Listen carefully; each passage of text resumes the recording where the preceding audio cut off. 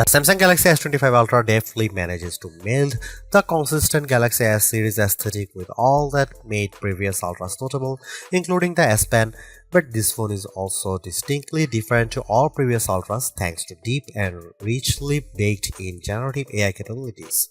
It's a fantastic mix that will please the most ardent Android, Samsung, and Google Gemini fans.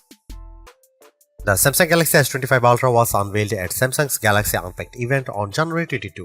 It's available to pre-order now in a choice of 4 colors wherever to buy: titanium silver blue, titanium white silver, titanium grey, and titanium black, and 3 more that are exclusive to the Samsung store: titanium jet green, titanium pink gold, and titanium jet black. The phone ships in either 256GB or 512GB or 1TB storage configurations, and every variant comes with 12GB of RAM. Samsung Galaxy S25 Ultra will begin shipping on February 7 for the following prices.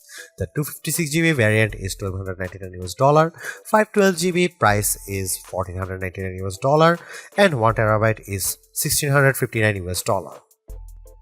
The Samsung Galaxy S25 Ultra drops the Galaxy Note look, completely replacing it with a look that reflects the Galaxy S aesthetic found across the S25 line, although it's not an exact replica of those phones. Yes, it has a flat titanium band wrapping around the body, but the corners are slightly squarer than those of the Galaxy S25 and S25 Plus. Compared to the S24 Ultra, this phone is at 162.8 by 77.6 by 8.2mm, slightly taller but also narrower and thinner. It's also considerably lighter at 218 grams compared to the S24 Ultra's 232 grams. That's the difference I noticed when I held the phone in my hand, and yes, that's lighter than Apple's iPhone 16 Pro Max, which weighs in at 227 grams. I give Samsung credit here for making a lighter phone that somehow still has room for the 5000 mAh battery and to store the S Pen. Despite the significant changes alteration, there aren't a lot of other design changes. The volume rocker and power sleeve or Gemini button are in the same relative position, while Samsung has shifted the antenna cutout from that side to the top of the opposite edge. On the bottom is the same USB-C charging and data port, a wide slot for the basic speaker, the S Pen slot, and a SIM slot. That last slot is notable because while Apple's iPhone line in the US only offers eSIM support, the S25 Ultra offers a standard SIM and eSIM and includes dual SIM support. While the S25 Ultra's body is titanium, the front and back are swaddled in Gorilla Glass Armor 2, which includes the extra protection of ceramic. However, while this material might protect the phone from drops, it's still not scratch proof, and even though I have taken extreme care with my review unit, I'm still noticing some long scratches on the display. They are not deep and they are not noticeable when the screen is off. Still, I wait the day when a smartphone manufacturer can deliver a truly scratch proof display. Overall, I like the new look and feel of the Samsung Galaxy S25 Ultra, and I don't mind that it's lost a bit of its distinctive Note aesthetic. This is a big screen handset that I enjoy holding and using. Samsung has managed to make the Galaxy S25 Ultra screen 6.9 inches, that's 0.1 inches larger than the S24 Ultra's screen, and it's all thanks to a 15% smaller bezel surrounding the display. This change to the screen size is almost the full extent of changes between the S24 Ultra and S25 Ultra. It's still a Quad HD Plus display that's capable of running 3120 by 1440 pixels, which is higher res than the iPhone 16 Pro Max's 2868 by 1320 Super Retina XDR display. You won't see the S25's Quad HD Plus resolution though unless you dig into setting and switch from the default Full HD Plus resolution, and there's a good reason to leave well enough alone, as the Full HD Plus resolution looks excellent in most situations and you will get better battery life by sticking with the lower resolution. This is still an adaptive refresh rate display, auto switching from 1Hz to 120Hz on an as needed basis. Again, you can save a bit of battery life by switching to 60Hz, but the battery smooth motion is, in my opinion, worth the trade-off. There is one notable update that's not to the display itself, but the display is where you will see it. For scalar is an image upscaling technology adopted from Samsung's TV Tech. The ability to upscale any lower resolution content is powered by silicon and might come in handy if, say, you are playing an old game or watching an old video on the Quad HD Plus screen. It's a beautiful, perfectly flat screen, and unlike on the iPhone 16 Pro Max, there's no large island cutout for cameras, sensors, and information. Instead, there's just a small circular cutout for the 12 megapixel front-facing camera, and it's not something you notice while watching movies, playing games, browsing the web, or engaging with Gemini. Underneath the screen is an ultrasonic fingerprint reader. I initially only registered my thumb but found that the scanner sometimes struggled to read my print. My skin is incredibly dry right now, so that might have contributed to the flakiness.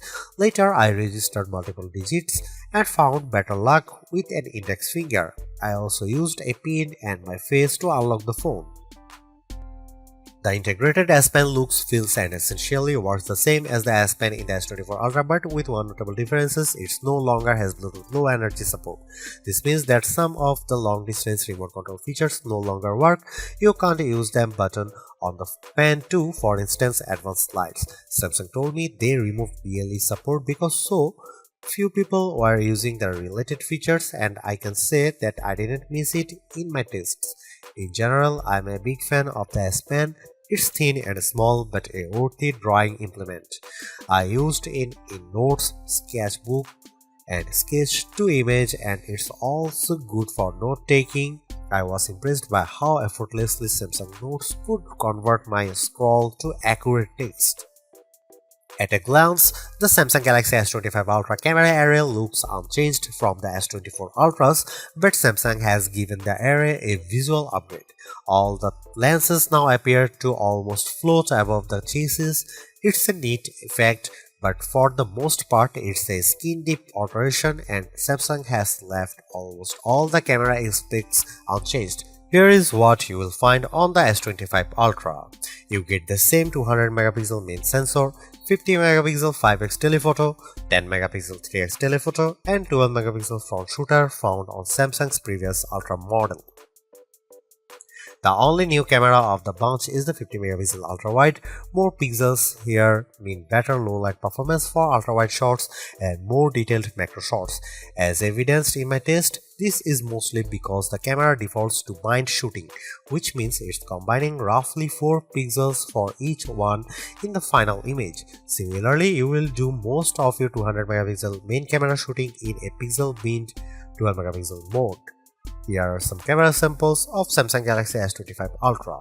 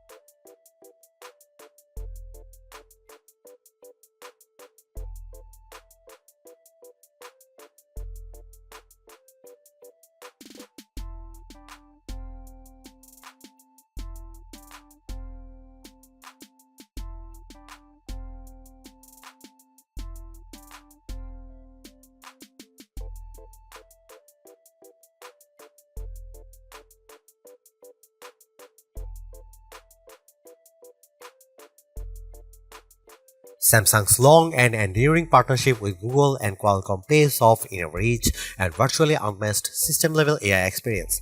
One of the hallmarks of this system is that it's less about which AI is doing what than it is about execution and availability. You might be using Galaxy AI for one task, Google Gemini for a different prompt, and Bixby for a system-level query. The lines between these systems are blurred as are those between apps built by Google, Samsung, and third-party companies. Samsung likes to talk about AI agents, though I wouldn't yet call these agentic AI, as most of the AI inside the S25 Ultra is not acting on your behalf without your intervention. But it doesn't take much to launch relatively complex queries beyond a long press of the power button and speaking to the phone. Interactions with Gemini and other AI can be as simple as pressing the button and asking a question about the weather, or as complex as find me chili recipes on YouTube and then collect them in a note. The prompt results in Gemini pursuing YouTube, finding the recipes and then collecting them in a Samsung note. This cross-app prompt functionality works with a small collection of non-Google and non-Samsung apps, including Spotify and WhatsApp. I asked Gemini to find science-related podcasts on Spotify and then make a list of them in notes. Unfortunately, Gemini collected a list of links, and then I asked Gemini to please find me a list of names. It would not comply.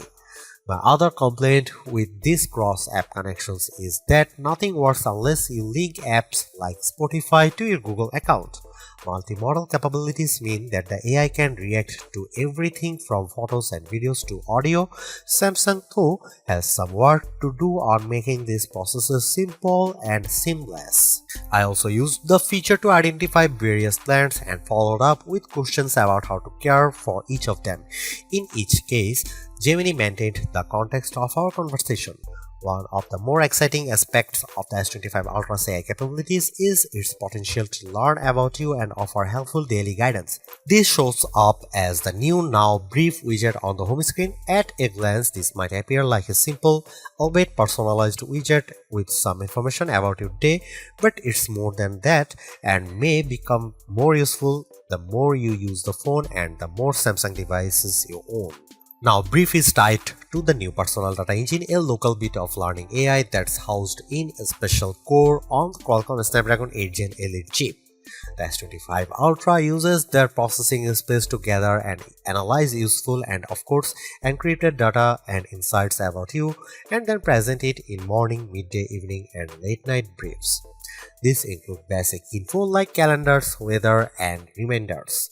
But they can also give you insights such as your energy score, and if you wear a Samsung Galaxy Watch or Galaxy Ring to bed, your sleep quality. Eventually, it will start offering suggestions on how you can improve these metrics.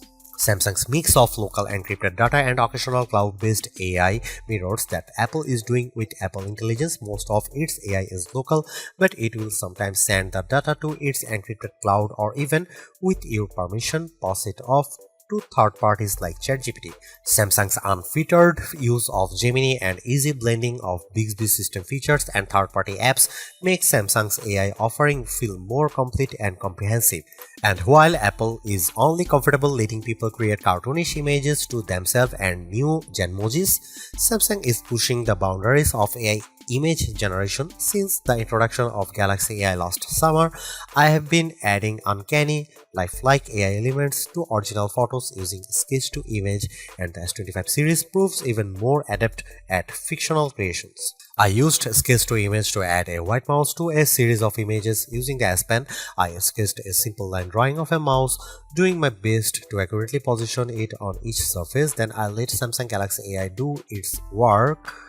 The results were jaw-dropping. The only way you'd be able to know that the white mouse had not coincidentally appeared in each photo is the AI-generated content watermark on each images. Drawing Assist lets me sketch anything poorly and generate watercolors, cartoons, pop art, 3D cartoons, oil paintings, and sketches based on it. I can also generate images from text and original photos. The sketch features do a nice job of turning photos into line drawing. The system can be a bit unpredictable, though. I entered the prompt a bird flying over the Empire State Building, and S25 Ultra's Image Assist refused to generate an image because the prompt might contain inappropriate content. More practically, Samsung's Galaxy AI was effective at helping me clean up images using generative edit. It was effective at removing a man who chose to step into frame just as I was trying to run some nightography test. AI has helped Samsung add its own Shazam feature. If I'm watching a video with a song in it, I can identify it by pressing the virtual home button and choosing the note icon. This worked every time when I tried it with YouTube and Instagram Reels, and it was also able to identify any song I tunefully hummed. A more useful audio feature in my opinion is the new audio eraser. This is very similar to Apple's audio mix tool. Both can identify, separate and remove background noises in videos. Samsung's version did an excellent job of removing all noise from a video I shot on busy street. Yes, if you remove all background noise, the final audio can sound a bit unnatural, but I'm still impressed. As a system, One UI 7 is cleaner and smarter than ever. Even Gallery has been given an AI upgrade, so it's better at returning useful photo results. I can now select the search icon and then speak my query with typically accurate results. I asked for photos of plants and the S25 Ultra instantly returned all my photos that include plants. I still prefer using Google Photos, which of course is preloaded on the system and can back up all your Galaxy S25 photos. If you let it do that, you'll find no better image search engine. Throughout my tests, I marveled at the Samsung Galaxy S25 Ultra's combination of power and efficiency. There was no task it couldn't handle, and I found its AI capabilities speedy and effective. Much of this is down to the new Qualcomm Snapdragon 8 Gen Elite for Galaxy, which is backed up by 12GB of RAM. This isn't just the fastest chip Qualcomm's ever produced, it's a custom version for Samsung. Geekbench 6.3 benchmarks show that Gen 8 Elite for Galaxy has significantly closed the gap between Galaxy phone performance and iPhones running the latest Apple Silicon, Apple's A18 Pro. In my test, Apple's still in the lead, but our Future Labs results put the Samsung Galaxy S25 Ultra just ahead of iPhone 16 Pro Max on multi-core tests. Graphics scores are comparable to Apple's, and real-world performance on games, productivity and general use tasks do not belie those numbers. Perhaps more notable is that despite intensive use, I am seeing amazing battery life, thanks to due in part of the Gen 8 Elite's 3nm process and the new 40% larger vapor chamber that manages heat.